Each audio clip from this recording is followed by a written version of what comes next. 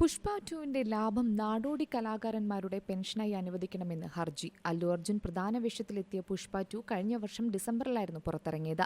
Box ഓഫീസിൽ 1800 കോടിയിലധികമാണ് ചിത്രം collection സ്വന്തമാക്കിയത്. നിലവിൽ നെറ്റ്ഫ്ലിക്സിൽ ഒന്നിലധികം ഭാഷകളിൽ ചിത്രം സ്ട്രീം ചെയ്യുന്നുണ്ട്. സുകുമാർ സംവിധാനം ചെയ്ത ചിത്രത്തിൽ രശ്മിക മന്ദാനയായിരുന്നു നായികയായി എത്തിയത്. ഫഹദ് ഫാസിലാണ് പ്രതിനായക കഥാപാത്രത്തെ അവതരിപ്പിച്ചത്.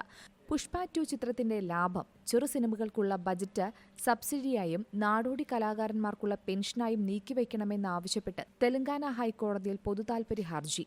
ആഭ്യന്തര മന്ത്രാലയത്തിന്റെ പ്രത്യേക ഉത്തരവിലൂടെ അനുവദിച്ച ബെനിഫിറ്റ് ഷോകളും ടിക്കറ്റ് വിലയിലെ വർധനവും ചിത്രത്തിന്റെ വരുമാനം വർദ്ധിപ്പിച്ചതായി ചൂണ്ടിക്കാട്ടിക്കൊണ്ടാണ് അഭിഭാഷകനായ നരസിംഹറാവുവാണ് പൊതുതാൽപര്യ ഹർജി സമർപ്പിച്ചിരിക്കുന്നത്. ഈ പൊതുതാൽപര്യ ഹർജി ഫയൽ ചെയ്ത അഡ്വക്കേറ്റ് നരസിംഹറാവു പ്രത്യേക ഷോകളും ടിക്കറ്റ് വിലയിലെ വർധനവും കാരണം പുഷ്പ 2-ന് വലിയൊരു വരുമാനം ലഭിച്ചുവെന്ന് അദ്ദേഹം ഹൈക്കോടതിയുടെ ശ്രദ്ധയിൽപ്പെടുത്തി. സംസ്ഥാന സർക്കാർ ടിക്കറ്റ് വിലയും പ്രത്യേക ഷോകളും വർദ്ധിപ്പിക്കാൻ പ്രത്യേക ഉത്തരവ് പുറപ്പെടുവിച്ചാണ് ഇത് നടപ്പിലാക്കിയത്.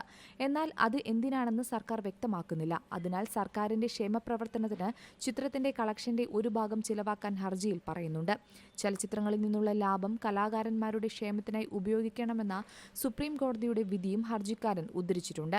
അതേസമയം പ്രത്യേക ഷോകളും ടിക്കറ്റ് വിൽപ്പനയുടെ കണക്കുണ്ടോ എന്ന ചോദ്യത്തിന് അതിൽ നിന്നുണ്ടായ ലാഭത്തെക്കുറിച്ചാണ് ഈ ഹർജിയെന്നാണ് ഹർജിക്കാരൻ കോടതിയെ അറിയിച്ചത്.